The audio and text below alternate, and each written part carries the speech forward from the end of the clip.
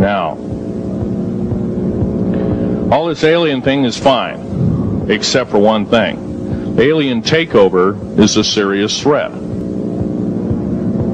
Kept totally out of the public view, off the surface, I'm sure the underground bases, without question, are being used as a place to house alien takeover.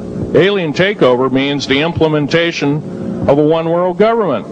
Direct opposite of constitutional law. Direct opposite of freedom of choice, freedom of religion, other freedoms that go with it. Right to bear arms. We are the militia of the United States. Every single person who believes in the Constitution of these United States and its Bill of Rights is a militia member.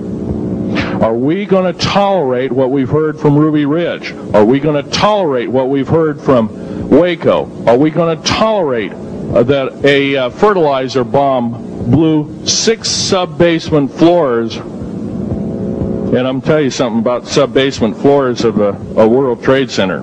They're 29 feet thick each with 7 kinds of rebar reinforcement. The only weapon capable of doing such destruction and melting the concrete and extruding the rebar and the I-beam steel up to 6 feet in length longer than it originally was and melting the ends of it is a nuclear weapon. Now, the people they have in custody as fall guys may have been able to produce weapons and bombs and kill rabbis in New York, but I hate to tell you this, they did not have anything to do whatsoever with the World Trade Center bombing. The only thing used was a construction nuclear weapon. It was housed at Mather Air Force Base, the only place such things are kept. Incidentally, about Mather Air Force Base in Oklahoma City, Mather Air Force Base trucks were seen 2 weeks before the Alpha P. Murrah building got blown to pieces. Strange. I don't believe in coincidences.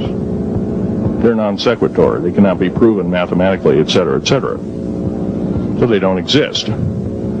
However, Oklahoma City bombing, a fertilizer, and a fuel oil bomb. Give me a break, folks. You can blow that one by my ears, but I'm not a dummy, and neither are you. Neither is anybody in this room. We've been lied to, and the lies have got to stop, and they must stop immediately. If our public officials cannot tell us the truth, then they cease to be public officials, and they are automatically guilty of treasonous acts and should be tried and convicted, and if necessary, in jail, whether it be house arrest or otherwise, before they can do any more damage.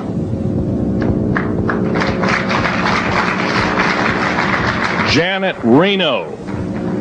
Janet Reno is a confirmed lesbian. She got out in front of public TV and said so.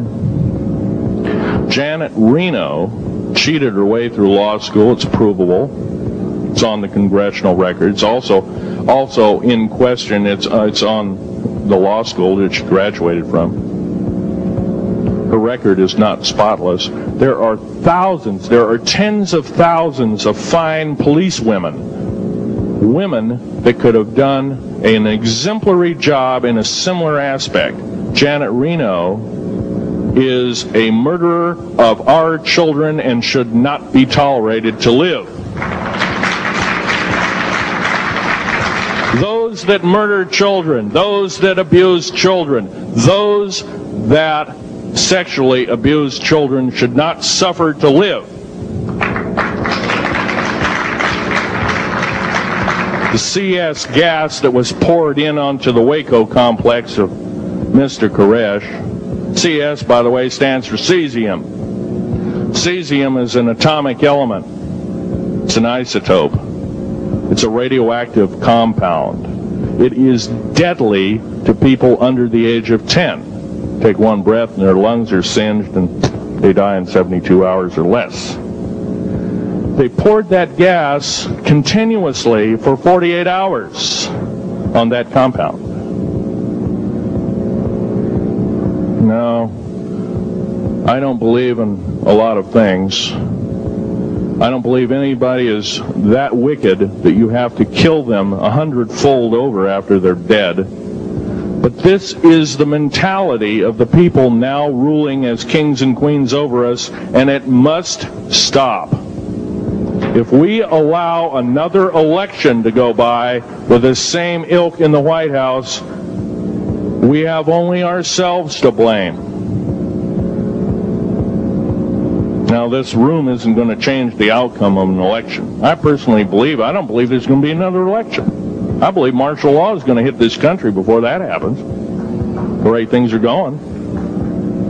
Because we refuse to stand up, we refuse to literally get out and risk our lives in talking.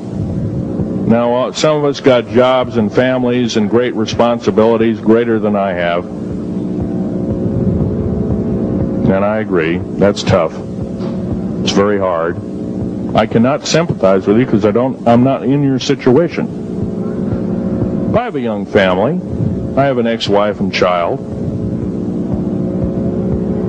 Defense Intelligence Agency goons tried to kidnap my daughter not too long ago. My ex-wife working in the state government services in Oregon, picked up her .22 handgun, shoved it in the back of the neck of this one person. Give me my daughter back. If I don't, I pull the trigger. Gave the daughter back. Good choice.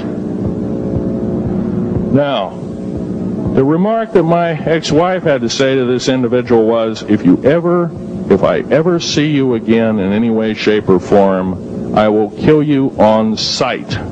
You're an abuser of children, therefore I suffer to you that you should not live. By the way, she threatened a federal agent. She should be in jail, blah, blah, blah. Nothing like that's happened. These people don't want publicity.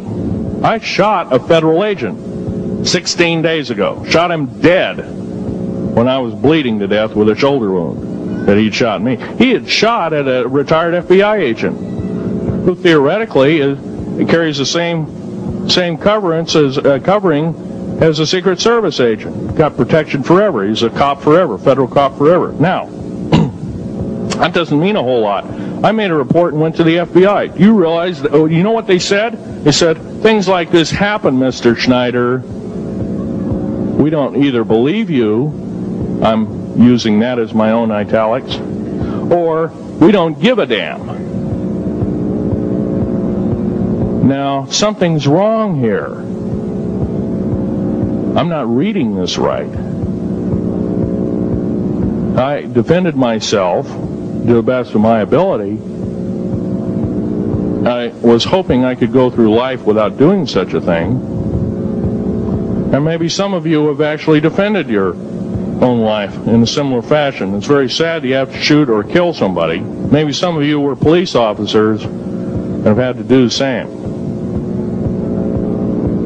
And I don't know if you ever kill a human being, you're never the same as a person who never has killed a human being. It is with you for the rest of your days.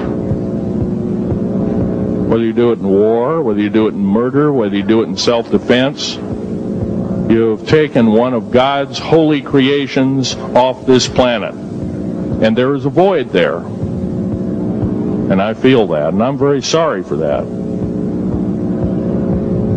But I had to defend myself. Otherwise, I wouldn't be here. My message must continue. I'm doing it on my own money. And I'll continue to do it. As long as it takes. As long as I've got to live. I've got cancer. I'm dying. The radioactive substance that I got hit with in 1979, late August of 79, it's a similar form of aplastic anemia. It affects your blood and your bones. My bones are extremely brittle right now. No cure. The government never told me about that, by the way. Now, to sum up everything in this talk, there's going to be a few questions. I'll answer as many as I can for the next speaker.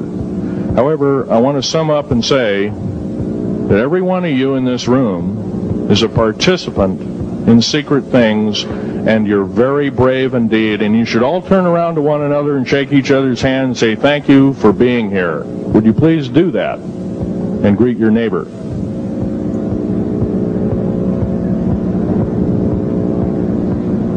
Now, this is the way the world should be. There wouldn't be any wars.